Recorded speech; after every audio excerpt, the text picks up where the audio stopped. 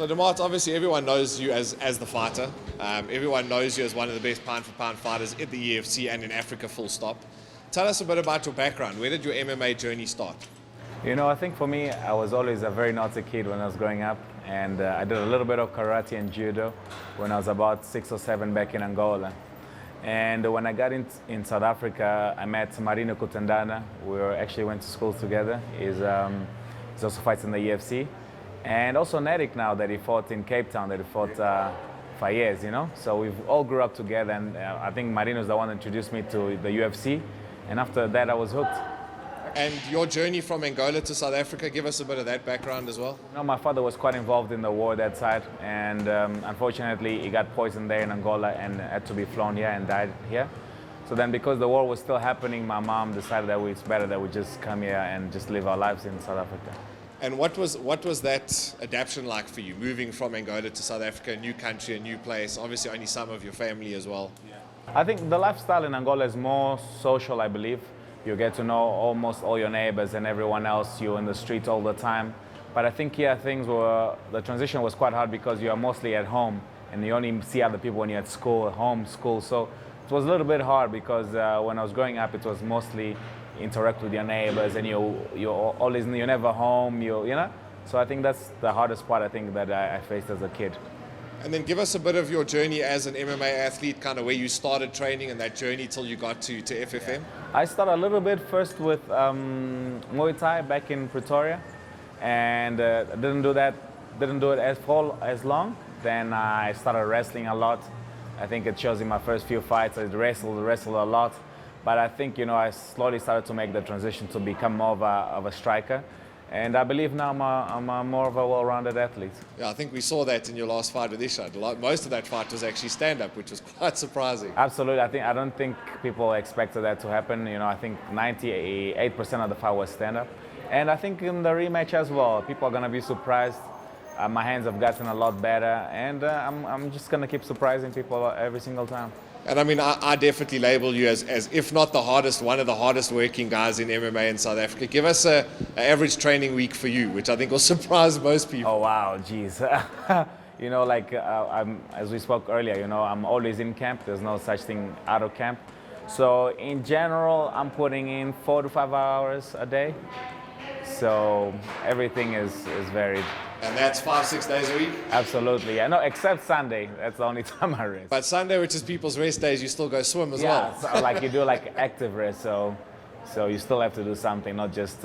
normally either I'll go and jog with my wife or just go sauna or something along those lines, yeah. And guys that are new to the sport, obviously everyone knows that you hold a title in the UFC, but you did hold another one which you never lost as well. So give us a bit of background to how that happened, from relinquishing one title, winning another, what that was like for you as well. Yeah, I think that's what a lot of people forget. You know, I was the featherweight champion. I defended that title 5 times, more so than the bantamweight title.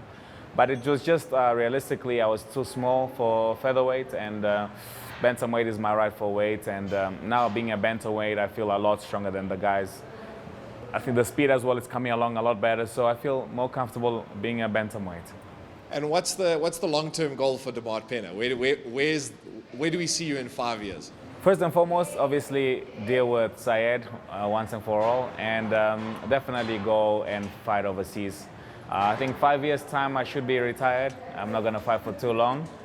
But yeah, I think just embrace the moment, you know, beat Syed, make sure it's impressive and people understand that I'm the real deal.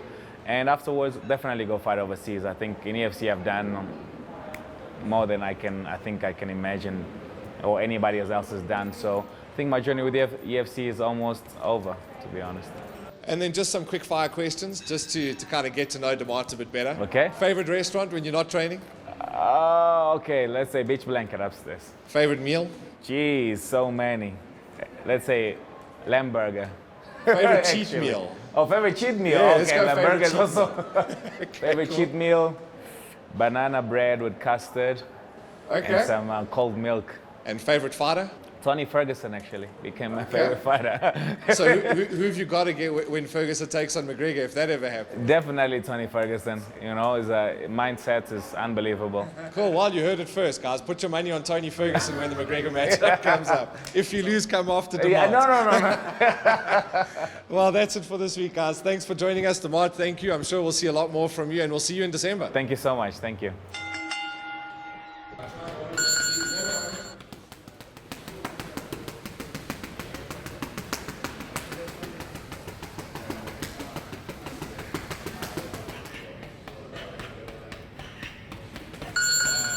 We are now at week 3 of the Hixo Challenge. This means that we can finally do our rankings.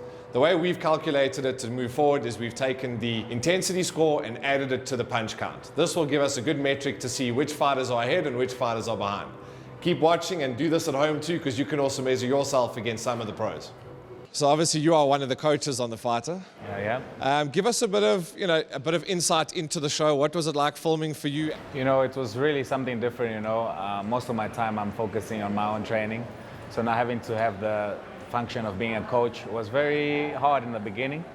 But going along filming, you know, I got to like the guys a lot more. You know, I got to understand their journey, the same as mine as an athlete. So I think we gelled quite a bit afterwards. And then there is obviously some history between you and Ishad. So what was it like getting to see him all the way through the filming every time? He went on about the whole issue that happened, you know, with Biogen. That was his memo. The whole show, that's what he goes about. But at the end of the day, skill is skill. And I'm a better fighter than he is, and he knows that. So come 16 December, I'm going to smash him again. Some insights and tidbits for the guys to really get excited about. You know, this show was crazy. You know, there's so many things you can see, the antics that Syed brought, you know. I can't say much. Obviously, people got to tune in on Saturdays, SABC3. But the show was amazing, and it was hard, obviously, not being able to hit him right there and then. But you're rather going to get paid first for it, you know. 100%. Well, guys, you heard it first from Demarte Pena, one of the coaches on The Fighter. We'll obviously give our views week after week, and stay tuned.